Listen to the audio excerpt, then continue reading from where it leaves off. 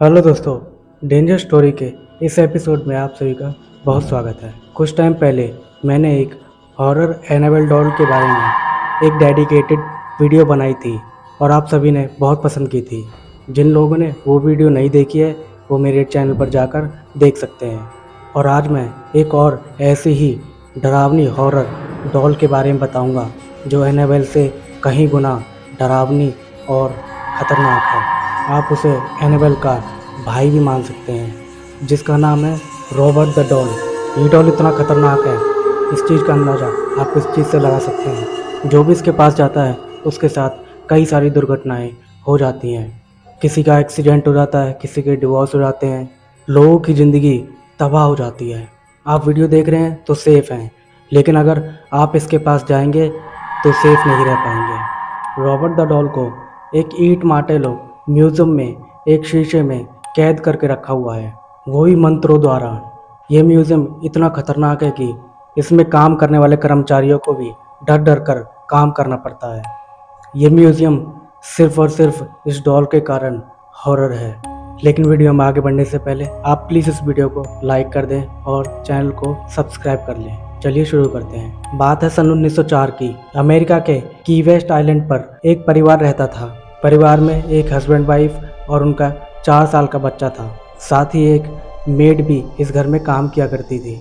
Made जैसे हमारे यहाँ पर काम वाली बाई होती है, ठीक उसी प्रकार बताया जाता है परिवार के लोग उस मेड पर अत्याचार किया करते थे, जिससे वो बेचारी बहुत परेशान थी और मजबूरी में काम करती थी। वो मेड इतनी परेशान हो गई कि उसने अब प्लान बना लिया था कि अब इस परिवार की ज़िंदगी खराब कर देगी। इस परिवार का एक बच्चा था जिसका नाम रॉबर्ट ऑटो था, जिसकी उम्र लगभग 4 वर्ष की थी। रॉबर्ट ऑटो को खिलौनों से खेलने का बहुत शौक था। उसके पास कई सारे खिलौने थे।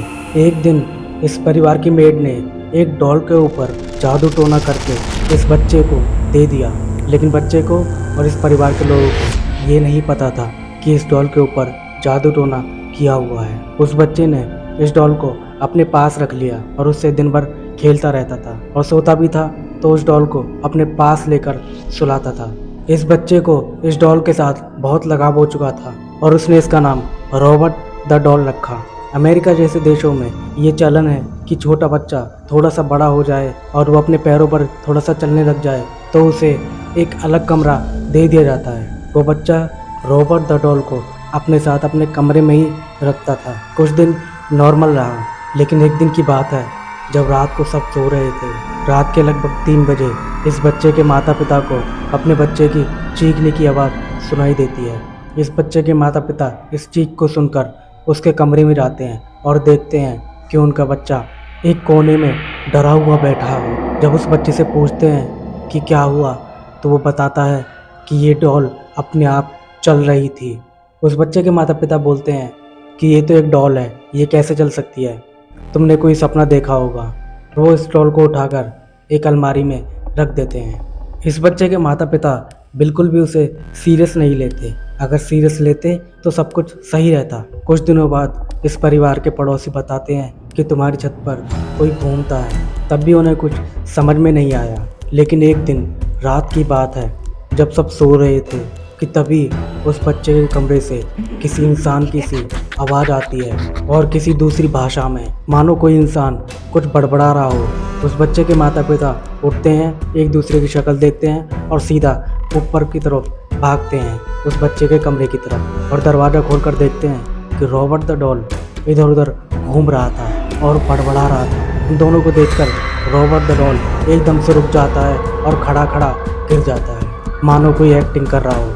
इतना सब देखने के बाद उसके माता पिता बहुत डर जाते हैं और उस डॉल को उठाकर एक अलग स्टोर रूम में बंद कर देते हैं। कई सालों तक वो डॉल उसी स्टोर में पड़ा रहा। अब वो 4 साल का बच्चा थोड़ा बड़ा होने लगा था और अपनी पढ़ाई और काम के चलते दूसरे शहर में शिफ्ट हो चुका था। उसके माँ बाप उसी पुराने घर में रह रहे थे। कुछ सालों बाद रॉबर्ट ऑटो यानी उसी बच्चे ने शादी कर ली।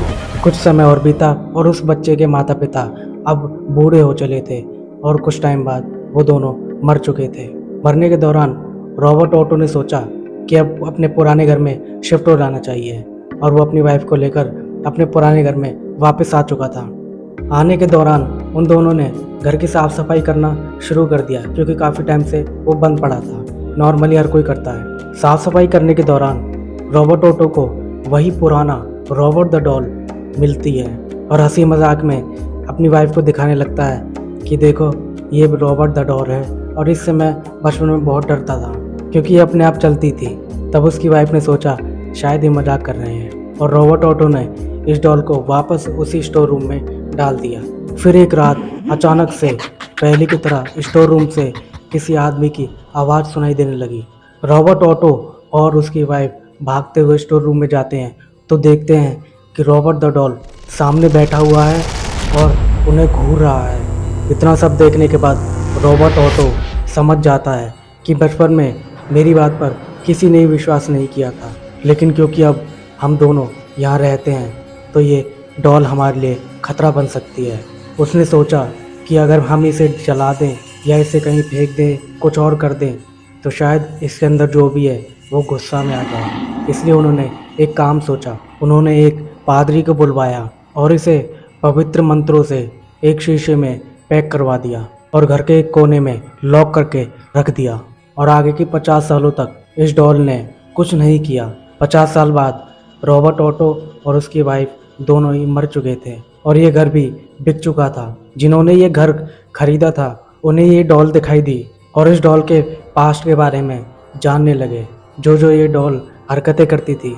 सारी बात जानने के बाद इस घर के मालिक ने रिस्क ना लेते हुए इस डॉल को इसी ईस्ट मार्टेलो म्यूज़ियम में डोनेट कर दिया। म्यूज़ियम वालों को भी इस डॉल के बारे में जब ये पता चला कि ये डॉल हॉन्टेड है तो वे और खुश हो गए कि इससे हमारा म्यूज़ियम फेमस हो जाएगा। यहाँ पर एक रॉबर्ट द हॉन्टेड डॉल है।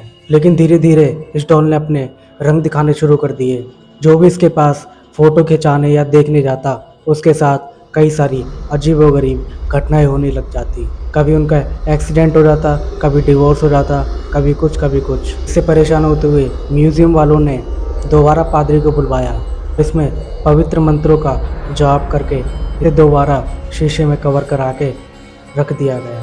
आज भी ये हॉन्टेड डॉल मौजूद है, लेकिन इसको दूर से ही देखा जा सकता है, पास नहीं जाने दिया जाता। आई होप ये स्टोरी आपको पसंद आई होगी। मिलते हैं किसी नेक्स्ट वीडियो में किसी नेक्स्ट टॉपिक के साथ। तब तक के लिए धन्यवाद।